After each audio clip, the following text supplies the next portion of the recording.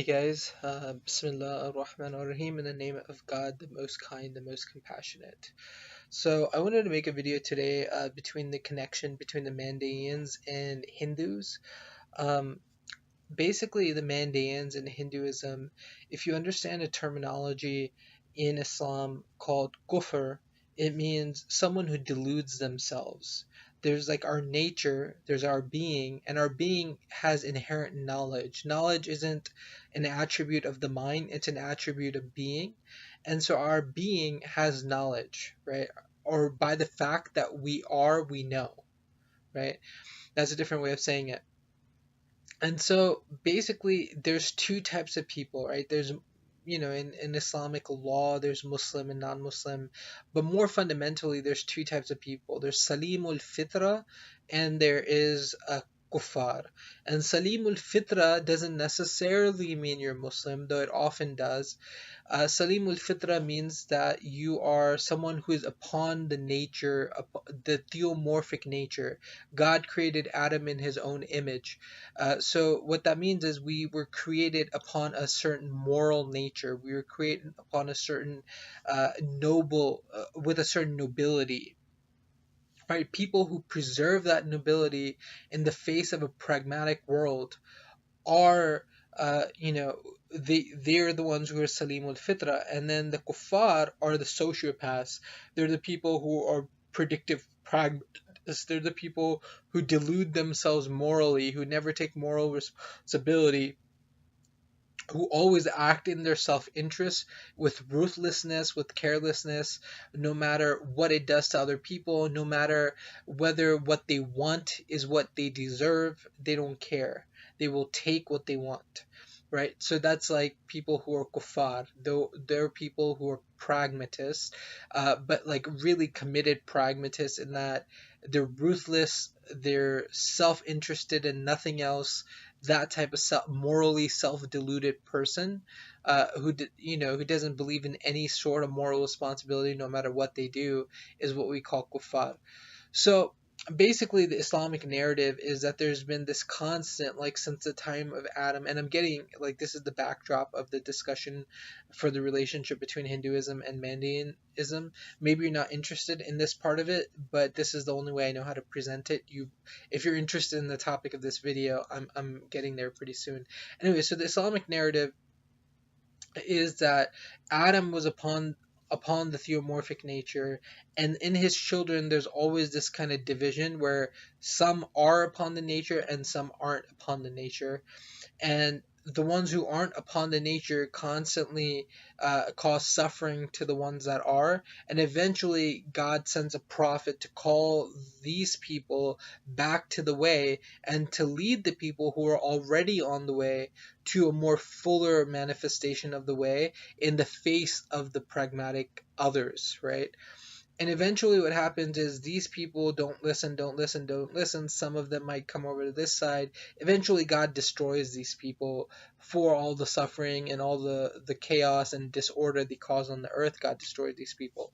Anyways, so the Mandeans, basically, I believe, are the people of Noah. They're the continuation of the people who got off the book. There's a concept of Sharia, which means there's not just the Sharia of Muhammad. There's the Sharia of Moses. There's the Sharia of Noah. Each prophet, each major prophet, was given a law, which was the law for everyone at the time. It is the law. So Noah's Sharia is the law of his time, and as the world becomes more complex through sin, through the pragmatic kind of analytical mind and the system design, and the world becomes more and more complex, the Sharia is updated. So it's the manifestation of the nature. For Adam, the Sharia was don't eat of the tree because the world was simple. Right, but the Sharia, like of Muhammad, which is the final Sharia compared to the first Sharia of Adam, is much more complex because the world is much more complex.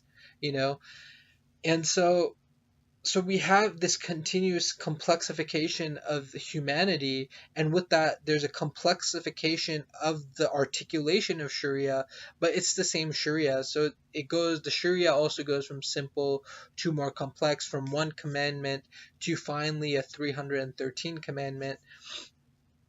Anyways, right?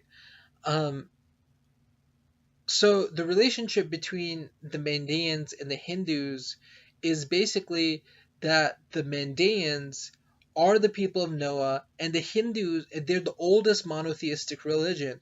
So they're the oldest people who are still upon the way of nature, right? Upon the way of nature.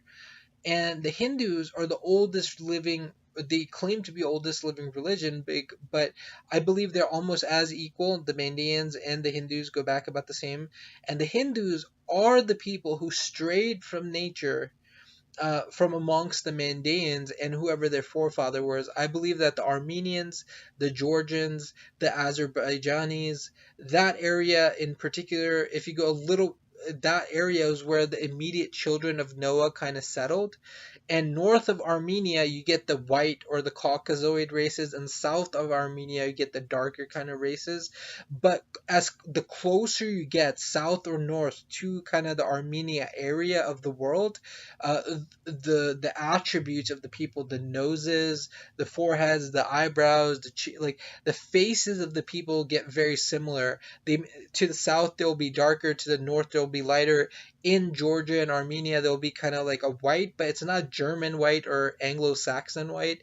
It's a different type of white, right?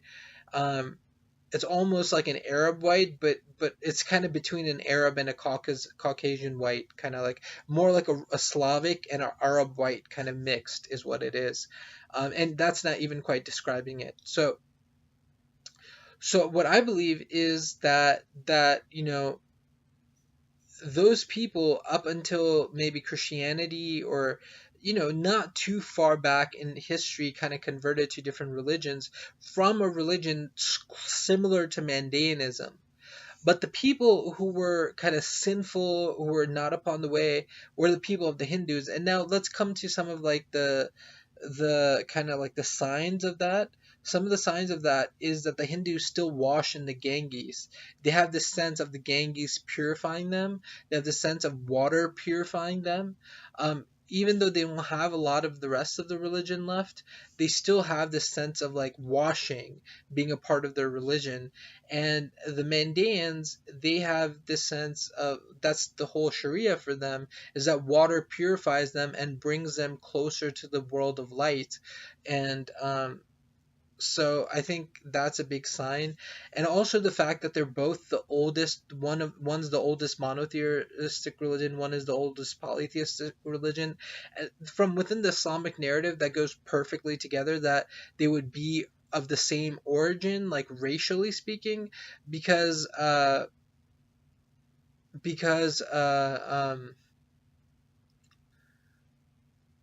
and Hinduism is actually coming from Aryans who were more in the Iran kind of area, right? So those and Iranis, like people from Iran comes from the word Aryan, and the Aryan race, or what Hitler thought was the master race. I don't think it's the master race, it's just the original race. Like if we all came from Noah and his children, this is how Noah and his children looked. you know Geography and like local kind of like particularization of gene pool. So if one son of Noah and his children went south, then that gene pool kind of intermarrying within a certain geographic climate and whatever particular culture developed amongst them particularized them in a particular way, right? So so what I'm saying is that the Aryans who went into, and brought Hinduism originally to India before, like, in the south they have a different form of Hinduism, in the north they have a different form. The northern Hinduism is more like Aryan Hinduism, and the southern Hinduism is more like indigenous Hinduism, right? And so the southern Hinduism, I mean, the northern Hinduism, like the Aryan kind of religion of Hinduism is what I'm saying came from like the those who went astray from kind of the Mandeans. And if you look at the location of the Mandeans, they're kind of like on the river that divides Iraq and Iran. So they're on the eastern half, and obviously, if the Aryans went from Iran to India, they must have more been in the eastern part of Iran. So geographically, they're not too far from each other, but they are separated, historically speaking. Um, so that's what I think. I think Iraq, it was the place where Noah's people maintained the religion. Mostly, I think Georgia, Armenia, that area, people maintained the religion. Even if you look at Armenians, you look at modern day Armenians, and you look at Mandeans, they look the same. They look very similar. They have the same type of faces. They kind of have the same type of kind of quality to their face. Uh, Anyways, so I wanted to make this video shorter, but it ended up being 10 minutes. If you like, please subscribe. I have a lot more research upon the Mandeans. I'm sorry this video didn't turn out to be super research rich, more understanding rich. But if you have particular questions, I will answer them below. If they're worth making a video over or there's enough content to make a video over, I'll make a video about them. Please subscribe. I'm trying to get this channel going. Talk to you soon. Assalamu alaikum wa rahmatullahi wa barakatuh.